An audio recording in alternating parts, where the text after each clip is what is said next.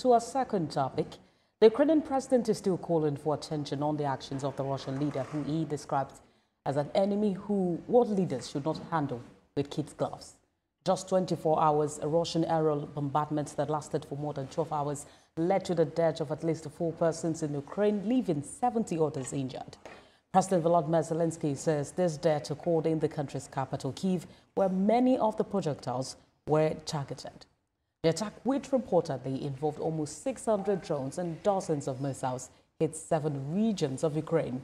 Ukraine's defense minister Igor Klimenko says at least 100 civilians were damaged across the country. Now, describing the attacks as vile, President Zelensky warned that Ukraine would retaliate.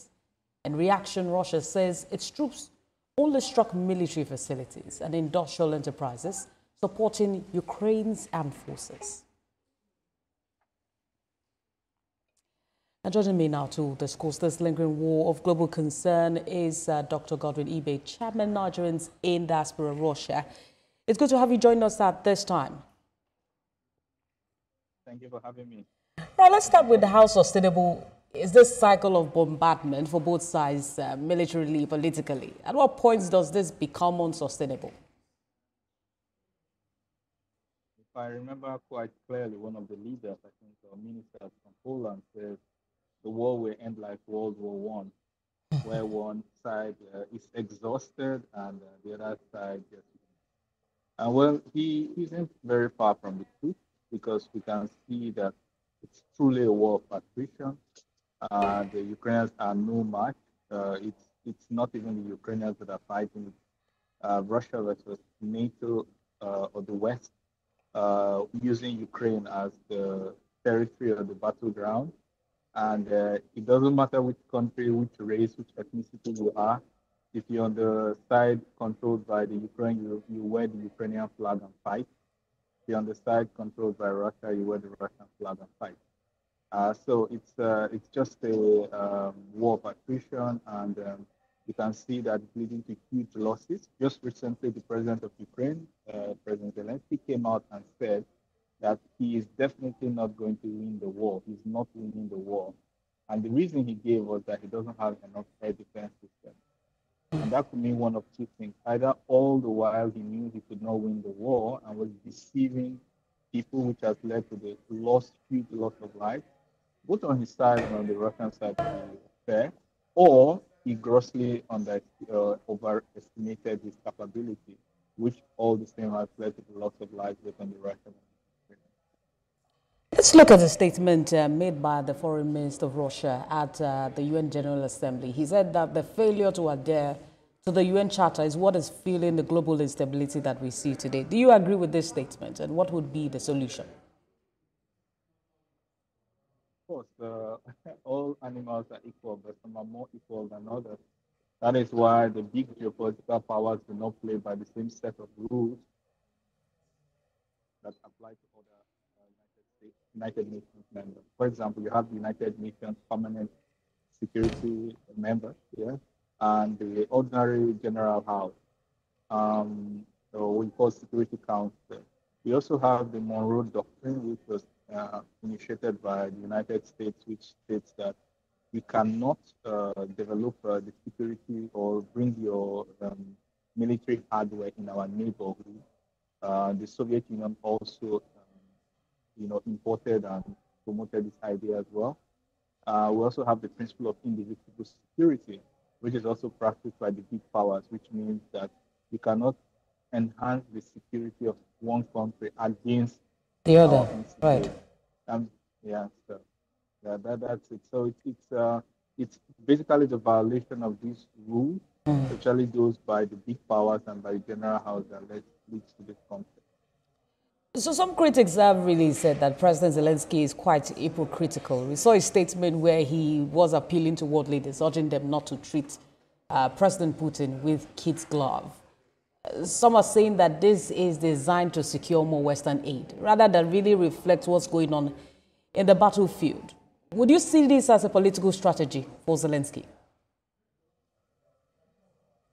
His speeches are for local consumption, or for Western consumption. For his sponsors, to secure more weapons, which he has clearly said he's not going to get. He's losing the war. He doesn't have enough, and he knows he wouldn't get enough.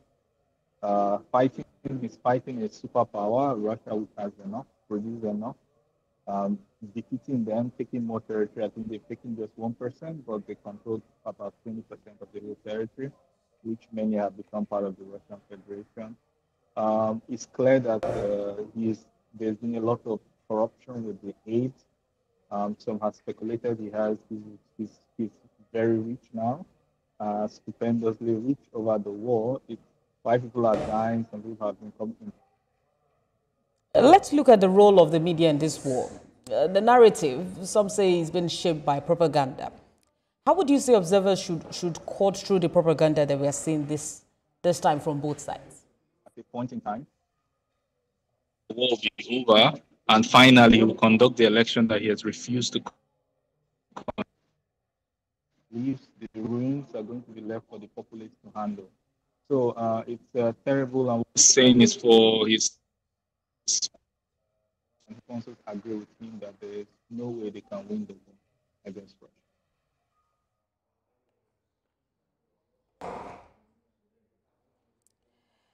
Dr. Godwin, I'm hoping you can hear me. Yes, I can hear you. Right. Let's talk about, beyond the battlefield, the role the media has really played in fueling the propaganda, the conflicts that we see at this time. How do you think observers themselves can cut through the propaganda and see what is really happening on both sides? Yes, cutting through the propaganda is quite easy when you, first of all, know who is motivated to do what are the opportunities, and follow the money. If what anyone is saying leads to money flowing from one side to the other, then you should try to identify the interest, who's the recipient, and be able to filter out the news. It's very clear that the average Ukrainian is suffering through this war. Even women are now, fighting on the battleground. It is clear that all fingers are not equal in this battle. It is clear that it's impossible to beat a country or a superpower which considers this fight or proxy fight with NATO as a security or strategic fight for its own survivability. So it's very, very difficult. And a lot of people think, like you quite probably said a few minutes ago, no, you said definitely that he said we should treat our President Putin with gloves.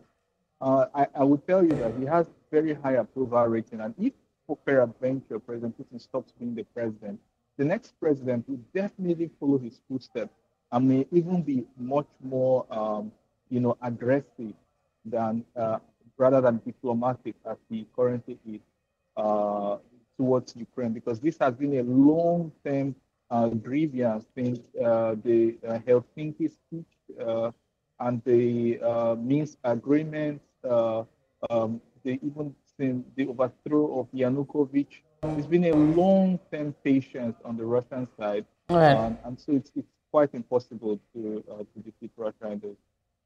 We have been monitoring the war since it began. We're not sure if this signifies a turning point at this particular time between Russia and Ukraine, but we'll definitely, wait out to see what this really means for both sides, especially with the statement by the foreign minister at the UN General Assembly, if there will be any change in that sense. Dr. Godwin Ibe, Chairman Nigerians in Diaspora Russia, thank you for joining us. Thank you for having me.